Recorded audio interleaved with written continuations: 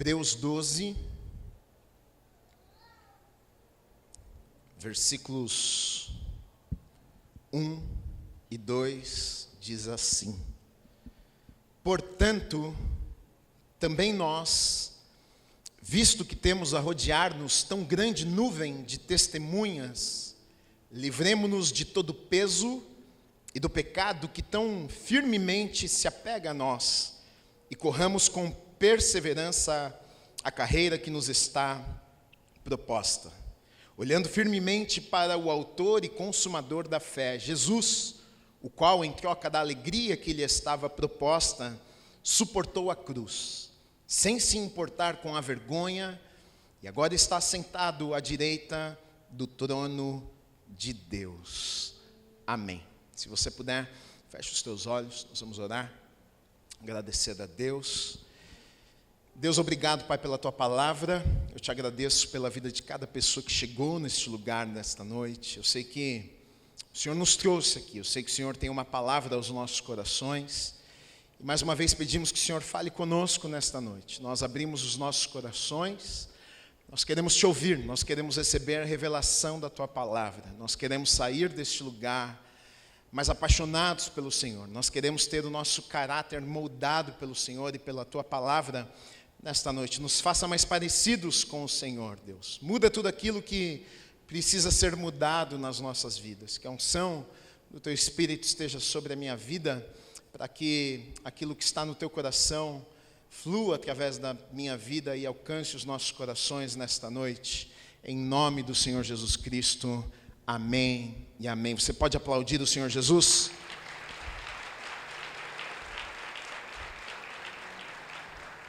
Tinha esquecido da foto hoje.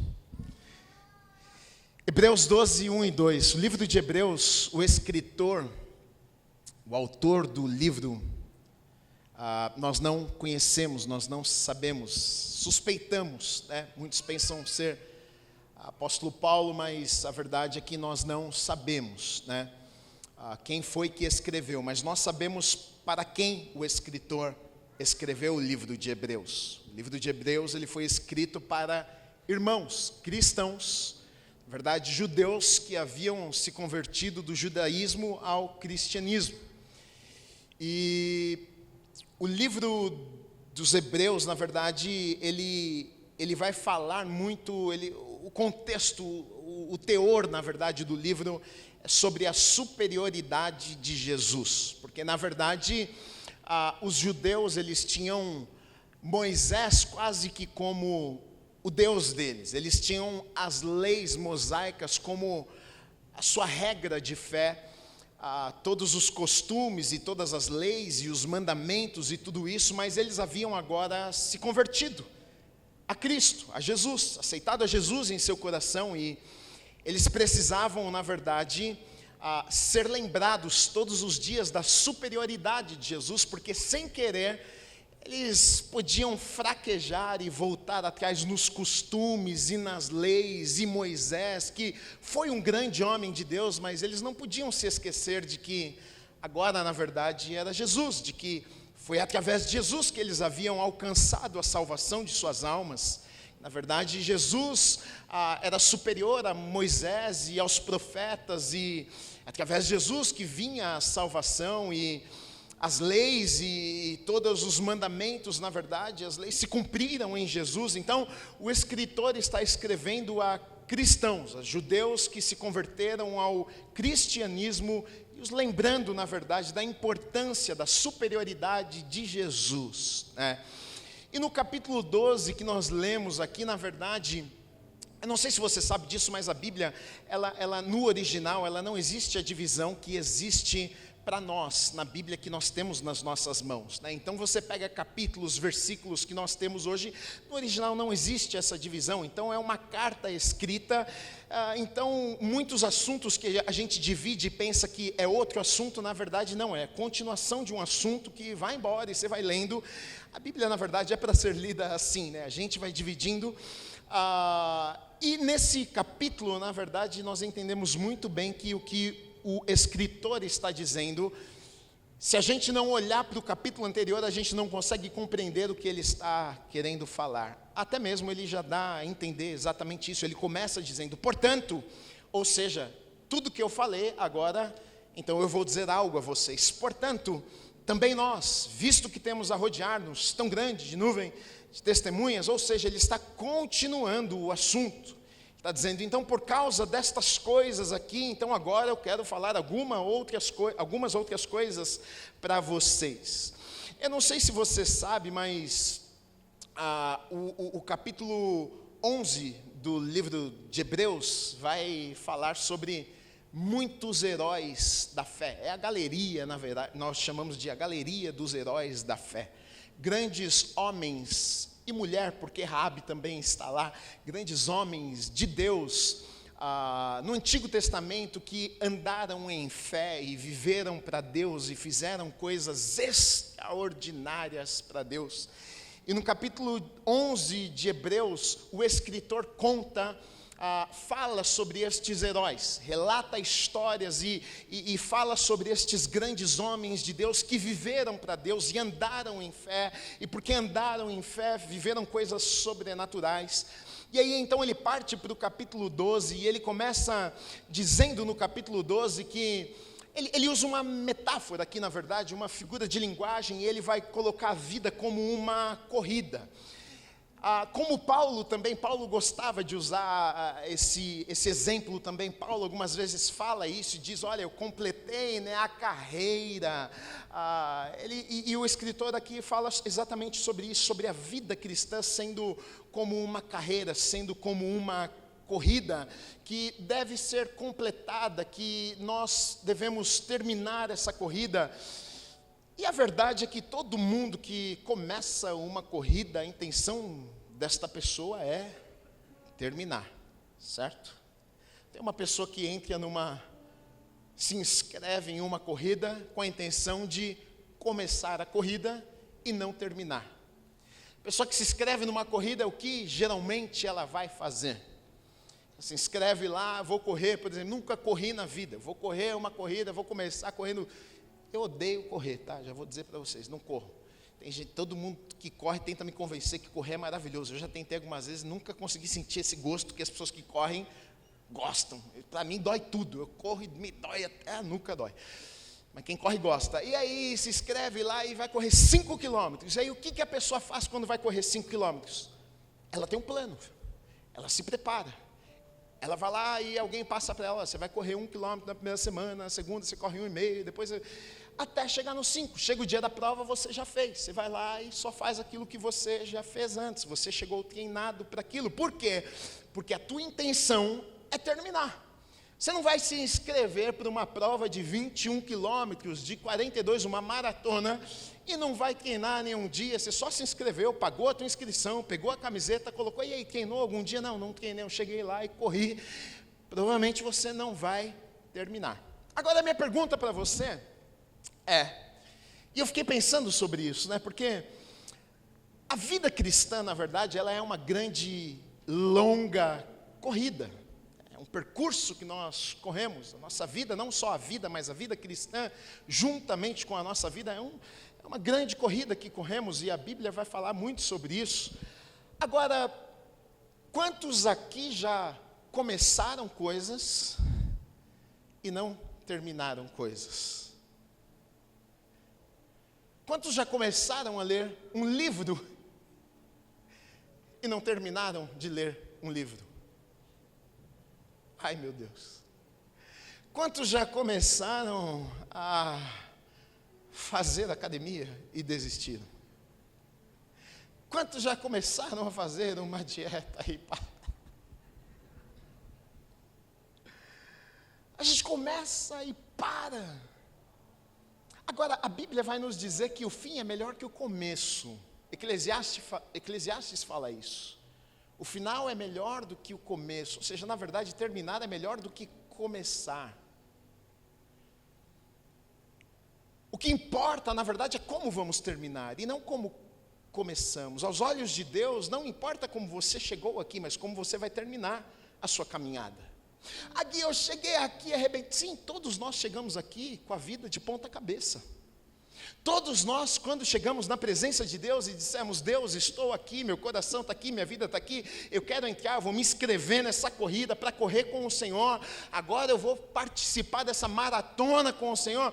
Todo mundo estava bagunçado e a gente se inscreveu, mas para Deus o que importa não é como nós começamos, o que importa é como nós vamos terminar essa corrida.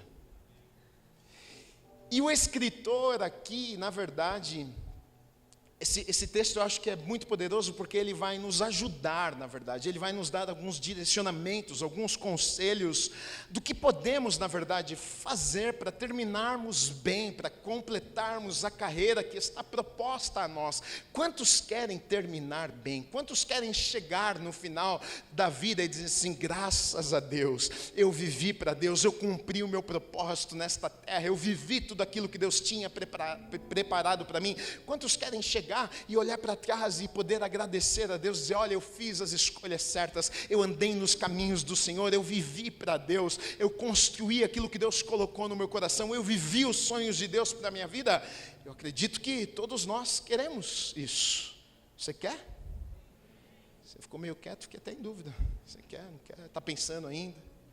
Mas o escritor, ele vai nos dar algumas orientações de como podemos então correr esta corrida e chegar no final e termos êxito e completarmos a carreira.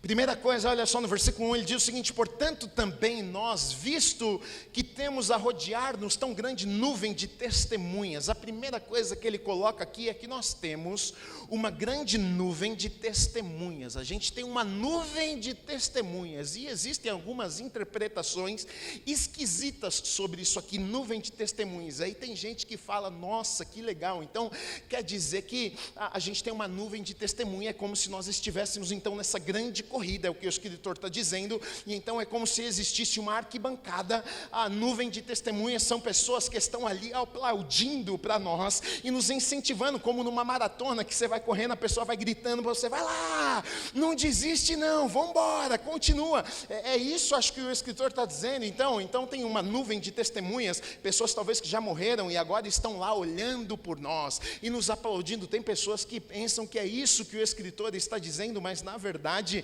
não é isso que ele está dizendo. O que ele está dizendo é que esta nuvem de testemunhas são estas histórias, até porque ele está continuando sobre histórias de homens e mulheres de fé, que ele acaba de contar no capítulo 11, ou seja, ele está dizendo: eu acabei de contar um monte de história para vocês, sobre grandes homens de Deus que andaram em fé. Então ele está dizendo: olha, vocês têm muitas histórias, vocês têm muitas referências, vocês têm muitos exemplos que vocês podem seguir. Então, na verdade, a primeira orientação aqui do escritor é o seguinte: olhem para trás. Quer terminar bem? Olha para trás. E o olha para trás aqui não é se lamentar pelas coisas que aconteceram, mas olha para trás no sentido de que olha aqueles que já vieram antes. Repare, olhe para a vida daqueles que já viveram o que você está vivendo. Foi o que ele está dizendo, ele estava dizendo para aquelas pessoas. Olha, no capítulo 11, vocês já pararam para pensar: olhe Abraão, olhe Abel, olha Moisés, olha Raabe, olha Noé, olha quantos homens, olha Jacó, olha quantos homens e mulheres de Deus que viveram e andaram pela fé e fizeram, olha Noé, coisas extraordinárias. Vocês querem correr a carreira, vocês querem completar a carreira, vocês querem terminar essa corrida, então façam o seguinte: existe uma nuvem, existem pessoas que viveram antes de vocês, que andaram com Deus, e vocês podem olhar para a vida destas pessoas, e vocês podem ser encorajados através da vida destas pessoas. A fé de vocês pode ser alimentada através da história e da vida destas pessoas. E sabe por que nós precisamos disso? Porque muitas vezes durante a nossa caminhada a gente se sente fraco e desanimado. A gente pensa: meu Deus, não é possível, não vai dar certo, eu não vou aguentar, eu não vou conseguir terminar essa corrida, não é possível, Deus, eu não tenho os recursos para fazer o que o Senhor está dizendo que eu poderia fazer. Não é possível, Deus, eu não tenho a capacidade que o Senhor, para realizar aquilo que o Senhor me pede para fazer. Mas então o escritor vai dizer, mas existe uma nuvem de testemunhas. Olha para o passado, olha para a história, olha para o capítulo 11. Ai Deus, mas eu não tenho recursos. Olha para Noé. Deus fala com Noé e diz, constrói uma arca. Noé era agricultor, Noé não era construtor não. Deus fala com Noé, ele não sabia construir arca nenhuma, mas Deus dá o material para Noé construir aquilo que ele precisava construir. Deus dá o recurso, Deus dá capacidade, Deus dá inteligência. Olha para Abraão, você vai ser pai de multidão. Eu estou pregando aos domingos sobre Abraão. Você vai ser pai de multidão. Quem eu, 80 e tantos anos, com 99 anos, Deus aparece e diz o seguinte, daqui a 1 ano você vai ter filho. Eu, 99 anos, minha mulher, 89 anos, ela é estéril. Sim, você não vai ser mais Abrão, agora Abraão, não vai ser mais pai das alturas, agora pai de multidões. Eu, pai de multidões, 99 anos, minha mulher é estéril. Sim, porque para Deus não existe impossíveis. Então quando eu olho para a galeria da fé, quando eu olho para histórias, para aquilo que Deus já fez na vida das pessoas, então eu sou encorajado. Se Deus fez na vida de Abraão, se Deus fez na vida de Noé, a Raabe era apenas uma prostituta, mas ela acolhe servos de Deus, porque ela crê em Deus, ela ouve histórias do Deus que havia libertado o povo das mãos do poderoso faraó, ela ouve histórias, ela crê em Deus. Quando aqueles homens espias chegam ali para espiar a terra, ela recebe, ela acolhe aqueles homens, então Deus poupa a vida dela, Deus salva a vida dela. Apenas uma prostituta agora é colocada na genealogia de Jesus, Raabe, então ela é colocada na história, a vida dela é mudada, a família dela é transformada, a história dela é mudada. Uma prostituta agora está na genealogia de Jesus, uma prostituta é colocada na galeria dos heróis da fé. Hebreus capítulo 11, se você ler, Raabe está lá. Então o que é impossível para Deus? Eu estou desanimado, Gui, mas se Deus fez na vida de Raabe, Gui, mas se você soubesse do meu passado, se você conhecesse a minha história, se você soubesse as coisas que aconteceram, se você soubesse o que eu já fiz até aqui, olha para a vida de Raabe. Se Deus fez na vida de Raabe, por que Ele não faria na minha? Por que Ele não faria na sua também?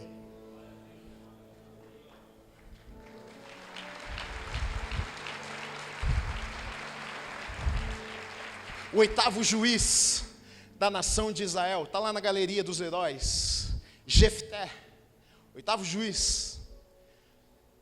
Seu pai dorme com uma prostituta e ela engravida, nasce Jefté. Ele é rejeitado, é claro, filho da prostituta. Ninguém na casa do pai aceita o menino. A mãe, os irmãos, todos rejeitam Jefté, porque o meio-irmão é filho de uma prostituta. E Deus pega aquele que era rejeitado e usa o rejeitado.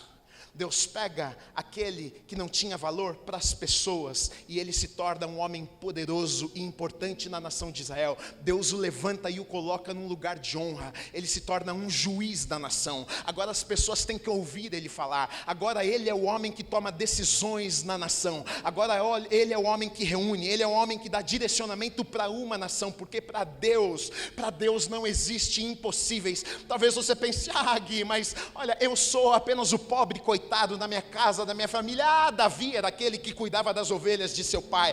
Deus o encontra no meio do mato cuidando das ovelhas de seu pai. Ele diz ao profeta Samuel, vai na casa de Jessé, porque eu já me provi do próximo rei da nação de Israel. Apenas um menino cuidando dos animais de seu pai. Mal ele sabia que ele seria o próximo rei da nação de Israel. Você está desanimado, querido, você está desanimada, querida, você está sentindo que você é pequeno demais, você está sentindo que Deus não pode fazer nada na tua vida, você está sentindo que você veio de uma família, você está sentindo que você é incapaz, você está desanimado, você está triste, você está pensando, meu Deus, ó céus, ó terra. Deixa eu te dizer uma coisa, olhe para os heróis da fé. Existe uma nuvem de testemunhas e o escritor está dizendo, pode olhar, fica olhando, presta atenção, porque Deus fez uma vez, e o Deus que eu creio, que você crê, que você serve, Ele é o mesmo ontem, hoje e eternamente. Ele faz uma, Ele faz duas, Ele faz 3, Ele faz 10, Ele faz quantas vezes for necessário.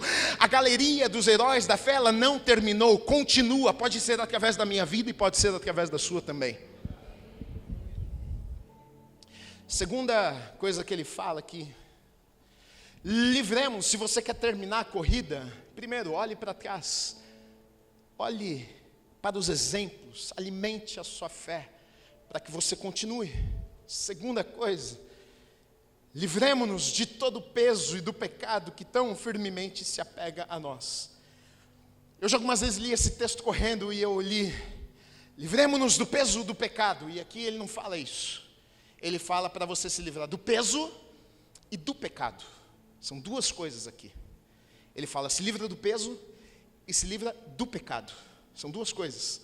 Porque tem muito peso que não é pecado. O pecado é outro assunto. Vai te paralisar. Mas ele diz, se você quer terminar bem, não leva na tua mochila, para a tua corrida, aquilo que não é para você. O problema, sabe qual é? O problema é que muitas vezes a gente quer correr a nossa corrida e a gente está levando na nossa mochila um monte de coisa que não tem nada a ver com a nossa corrida e fica pesado demais. Então, Deus tem um propósito para a nossa vida. E aí a gente vai entrar nessa nossa corrida que Deus propôs a nós. E nessa corrida, e o peso, na verdade, aqui, eu poderia dar inúmeros exemplos, mas o peso para essa corrida pode ser muitas coisas.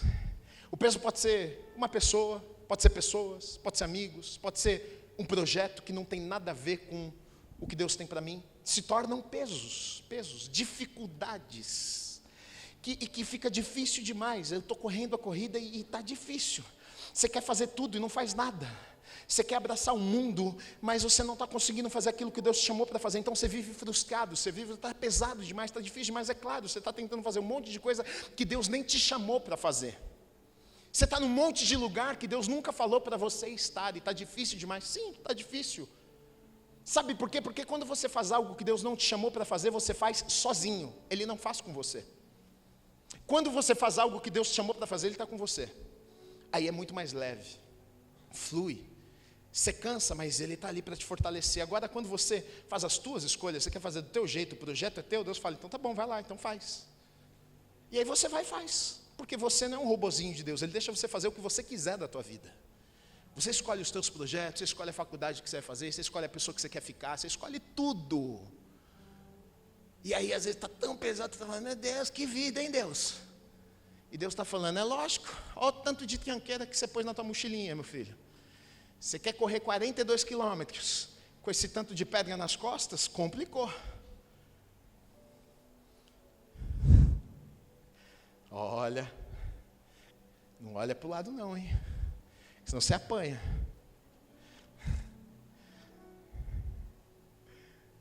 Mas peso não necessariamente seja um pecado. E de verdade eu acredito que muitas vezes o diabo tem nos pegado muitos cristãos nisso, porque a gente pensa, bom, não é errado, né? Não é pecado, então não tem problema. Sim, mas não é pecado, mas não é de Deus para você. E aí às vezes ele vai te cansar, ele vai minando a tua energia, ele vai minando a tua alegria, aos poucos ele vai te cansando. Você é muito bonzinho, você não consegue dizer não a ninguém, e aí tudo você está em todo o projeto, você está fazendo tudo, e daqui a pouco você está deprimido, cansado, sem alegria para viver. E você diz, meu Deus, o que está acontecendo? Se livre dos pesos, se livre daquilo que não é para você. Nem tudo é para você. Nem tudo, nem todas as pessoas são para você. Tem gente que só atrapalha a nossa vida, e aí você tira essa pessoa da tua vida. Tem gente que só atrasa as nossas vidas daquilo que Deus tem para nós. O que você faz? Afasta essa pessoa da tua vida que vai ser melhor para você. Você precisa tomar essa decisão. Que peso que pode ser? Tem inúmeros pesos. Inúmeros pesos. Então ele está dizendo, olha, você quer terminar bem? Vai tirando os pesos, vai tirando aquilo que não é para você, na tua vida, deixa mais leve, faça aquilo apenas que Deus te chamou para fazer. Agora, pecado nem se fala, pecado indiscutível, primeiro porque o pecado nos afasta de Deus. Ele diz: pecado que tão firmemente se apega a nós. O pecado é como uma praga que, se você deixar, ele agarra em você e não quer te largar mais, e uma vez, e duas vezes, e aquilo, daqui a pouco uma iniquidade que você vira escravo daquele negócio e você não consegue se livrar daquilo. E sabe por que isso é terrível? Na verdade, a primeira coisa, te afasta de Deus. Não existe comunhão entre luz e trevas. Deus não existe comunhão entre o pecado e Deus, a presença de Deus. Então, quando eu vivo uma vida de pecado, eu afasto a presença de Deus da minha vida. E quando isso acontece, sabe o que acontece? Uma vida em pecado, quando eu vivo em pecado, eu fico triste. Eu fico triste. Eu me sinto oprimido. Meu coração fica apertado. Me sinto culpado. É ruim. Você se sente esquecido e abandonado por Deus. Você fica chateado, uma tristeza que você fala: puxa, o que está acontecendo? Não existe alegria verdadeira, não existe alegria plena. Nos faz nos sentirmos impuros, sujos. O salmista, olha o que ele diz quando ele é perdoado pelos seus pecados, e aqui ele fala como é que ele se sentia quando estava em pecado. Olha a declaração dele, Salmos 32, bem-aventurado, ou seja, feliz, cuja transgressão é perdoada, cujo pecado é coberto. Bem-aventurado é aquele a quem o Senhor não atribui iniquidade, em cujo espírito não há engano. Olha o que ele diz: enquanto calei os meus pecados, envelheceram os meus ossos pelos meus constantes gemidos todo dia, porque a tua mão pesava de dia e de noite sobre mim, e o meu vigor secou como o calor do verão. Confessei-te o meu pecado, e a minha iniquidade não mais ocultei, e disse: confessarei ao Senhor as minhas transgressões, e tu perdoaste a iniquidade do meu pecado. Sendo assim, todo o que é piedoso te fará súplicas em tempo de poder te encontrar. Com efeito, quando transbordarem muitas águas, não o atingirão. Tu és meu esconderijo, tu me preservas da tribulação e me cercas de alegres cantos de livramento. Eu o instruirei e lhe ensinarei o caminho que você deve seguir, e sob as minhas vistas lhe darei conselho. Não sejam como o cavalo ou como a mula, que não têm entendimento, que são dominados com freios e cabrestos, do contrário, não obedecem a você. Muitos são os sofrimentos do ímpio, mas o que confia no Senhor, a misericórdia o cercará. Alegrem-se no Senhor, e regozijem-se, ó justos, exultem todos vocês que são retos de coração. Então existe alegria para aquele que anda com Deus, mas existe uma tristeza profunda, uma opressão para aquele que vive uma vida em pecado. E a vida fica pesada demais, a vida fica difícil demais, é dolorido demais, a vida já é difícil. A vida já tem os seus problemas e as dores da vida que são inevitáveis muitas vezes. Agora, viver e enfrentar os problemas e as dores da vida e ainda assim não ter paz interior, não ter alegria interior, quão difícil é correr esta corrida, onde no exterior você não consegue ter paz e no coração você também não pode ter paz, aonde as circunstâncias são terríveis e por dentro também não existe alegria, como o salmista diz: olha, os meus ossos doíam. Olha a dor, profunda tristeza.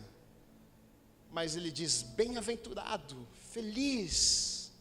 Ele termina aqui dizendo: olha, alegrem-se no Senhor, regozijem-se, justos, exultem. Ou seja, existe alegria plena para aqueles que andam com Deus. Aqui mais uma dica: quer conseguir chegar lá? Eu e você precisamos dessa alegria que vem do Senhor. Talvez você tem vivido uma vida de pecado longe de Deus, uma vida triste, vazia, e está muito difícil, mas pode ser diferente. Aí ele continua dizendo: corramos com perseverança, corramos com perseverança.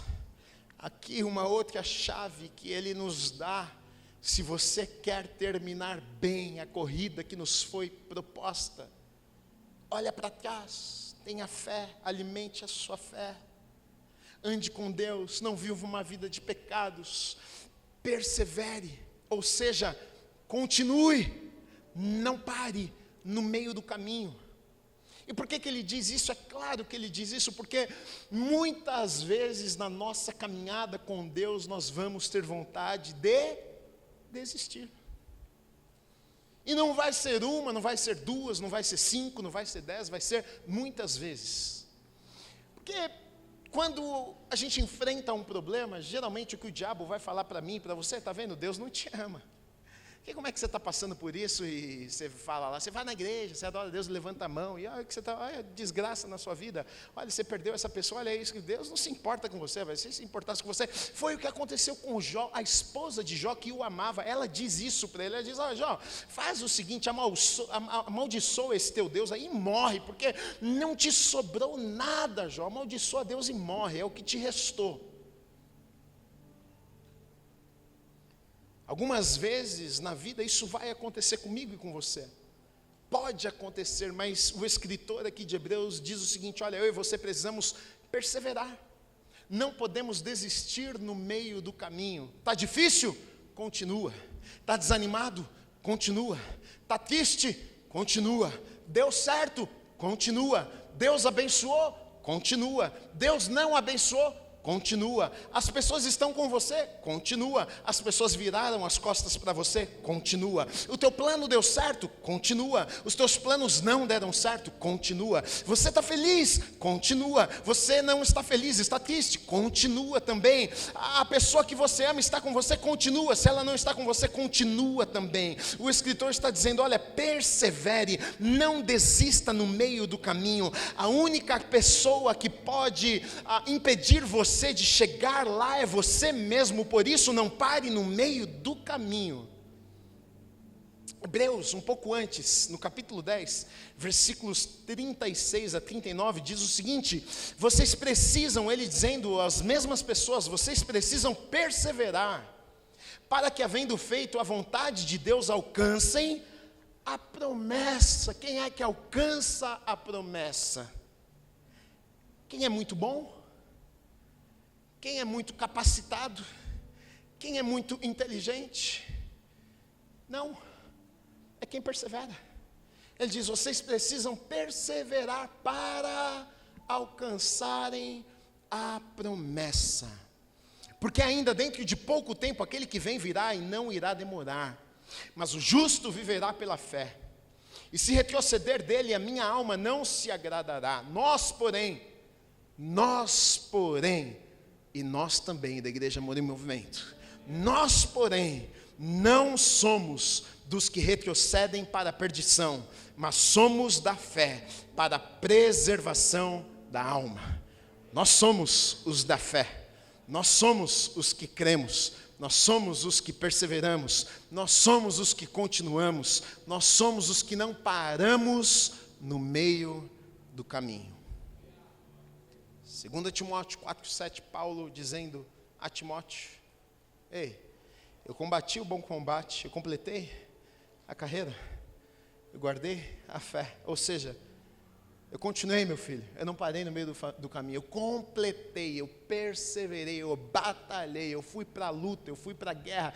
Teve dias que foram difíceis, não foi tudo fácil, não foi uma batalha, eu combati, eu tive que combater, eu tive que ir para a guerra, mas eu completei, eu terminei, eu perseverei. Continue, Deus te dará a vitória. Agora, ele diz o seguinte: corramos com perseverança. Aqui tem um sério problema. Ele diz: corramos com perseverança a corrida que nos está proposta. Tem um problema aqui. Deus tem uma corrida para você. Sabe qual é o problema? Tem gente querendo correr a corrida do outro.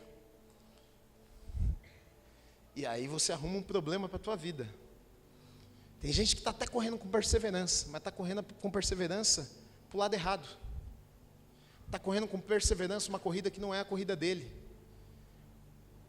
Está fazendo com todas as forças um projeto que Deus nunca falou para ele fazer. E ele está frustrado com Deus porque não está dando certo. E Deus está olhando e falando assim, mas eu nunca falei para você fazer esse negócio, você está fazendo sozinho. Você está, meu Deus, mas por que não está funcionando? Você está fazendo esse negócio sozinho. Você está correndo uma corrida que não é tua. Isso aqui é muito sério. Porque se eu não estou vivendo dentro daquilo que Deus sonhou para a minha vida, eu não posso exigir de Deus nada, eu não posso falar, Deus, mas o Senhor que colocou no meu coração, o Senhor que pediu para mim, o Senhor que me direcionou, então, por que está acontecendo isso? Você que escolheu, então você tem que dar conta aí disso aí. Eu fico pensando, a gente reclamando e murmurando com Deus, dizendo, Deus, por que não está dando certo esse negócio? Deus, eu acho que às vezes ele deve pensar, mas meu Deus, gente, ele falando com ele mesmo, né? Meu Deus, eu falei que esse rapaz aqui foi 200 vezes, para ele não fazer esse negócio, mas ele é teimoso, e agora está reclamando comigo. Como é que pode um negócio desse? Carreira que nos está proposta. Deus sonhou algo para a tua vida. Deus tem algo para você, como Deus tem algo para mim. Eu não posso querer fazer o que você faz. Você não pode querer fazer o que eu faço, porque você acha que o que eu faço é legal. Eu não posso querer fazer o que você faz, porque o que eu acho que você faz é legal. Eu não posso querer fazer o que você faz, porque o que você faz, não, está dando certo, está dando dinheiro, eu vou fazer aquilo lá que ele está fazendo. Vou quebrar a cara. Só porque está dando certo, só porque está dando dinheiro, só porque está legal, eu vou fazer. Eu preciso descobrir o que Deus tem para a minha vida.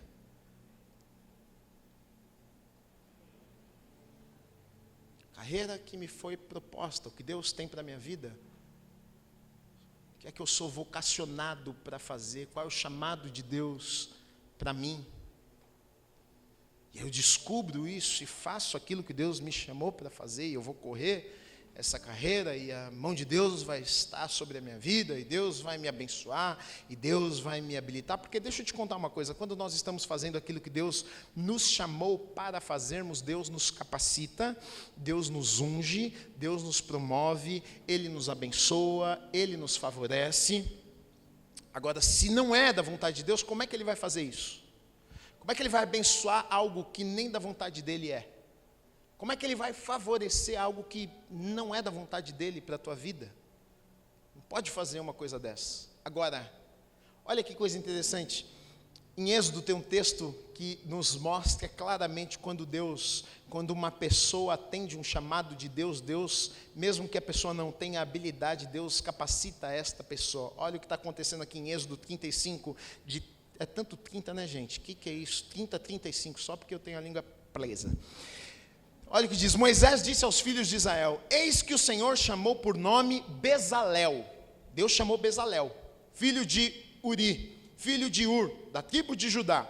E o Espírito de Deus o encheu de habilidade, inteligência e conhecimento em todo artifício, para elaborar desenhos e trabalhar em ouro, em prata, em bronze, para lapidação de pedras de engaste, para entalho de madeira e para todo tipo de trabalho artesanal.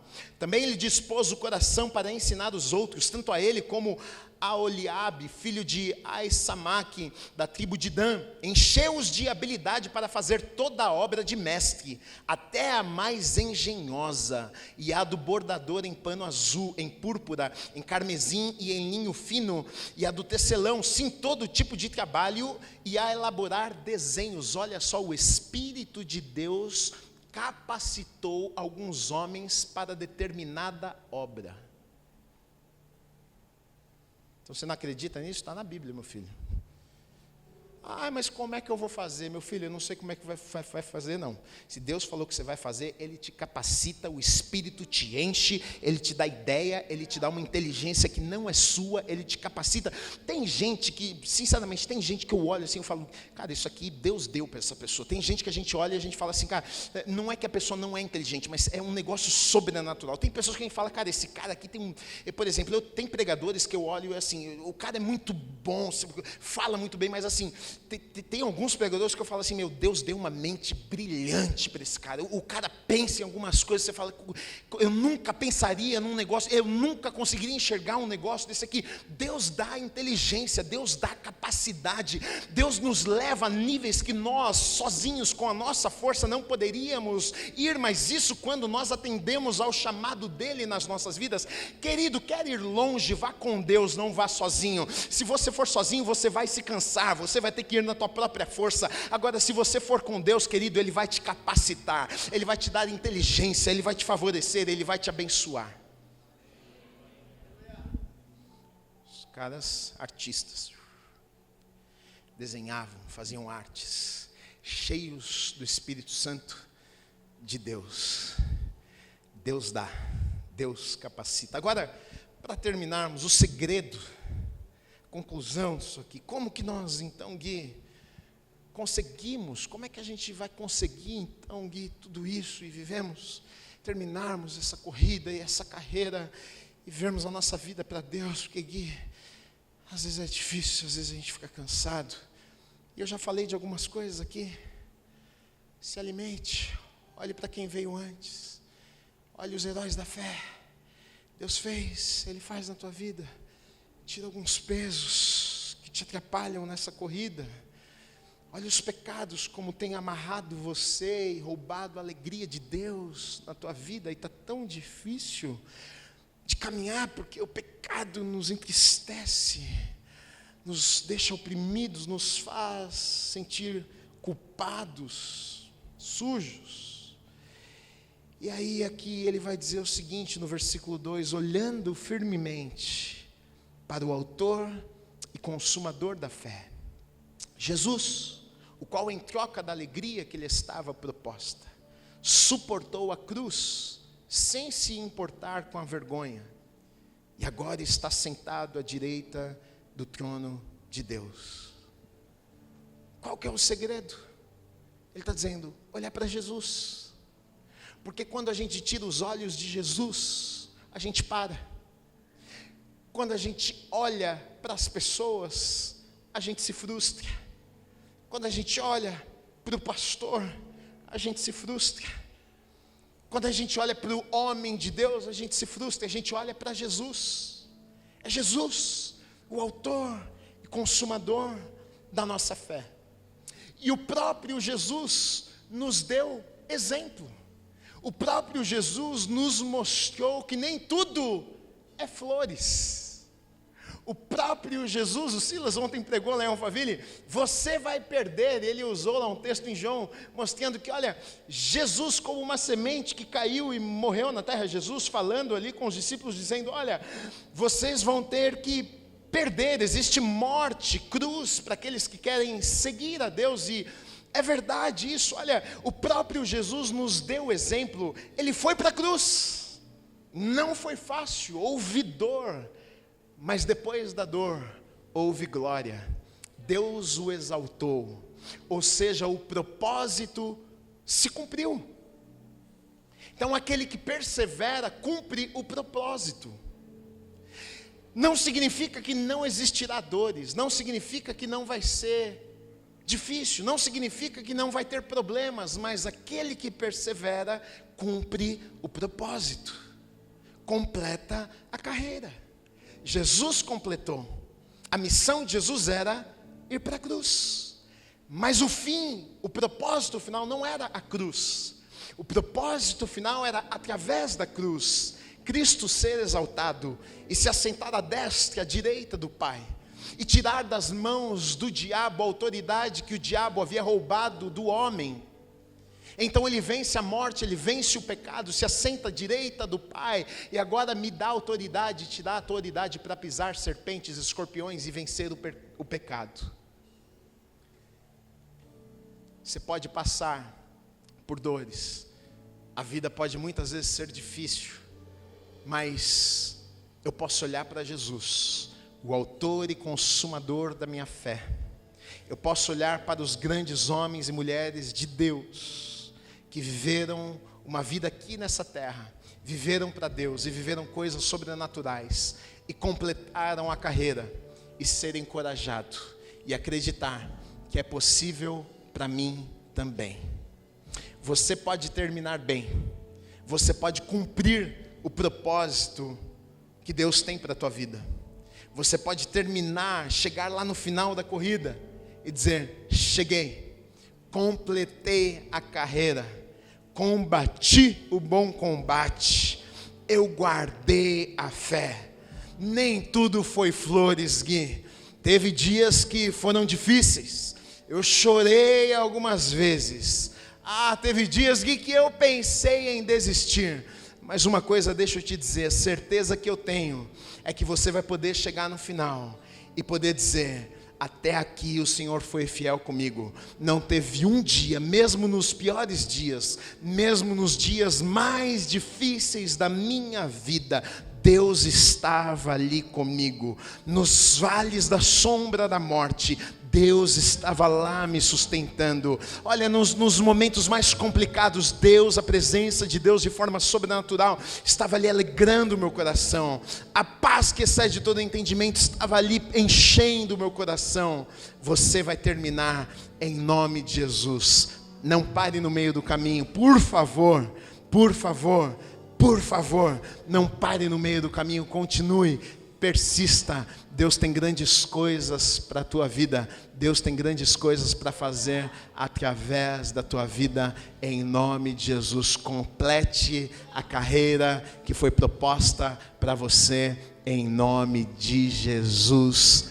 Amém e amém. Se você puder, aplaude ao Senhor Jesus.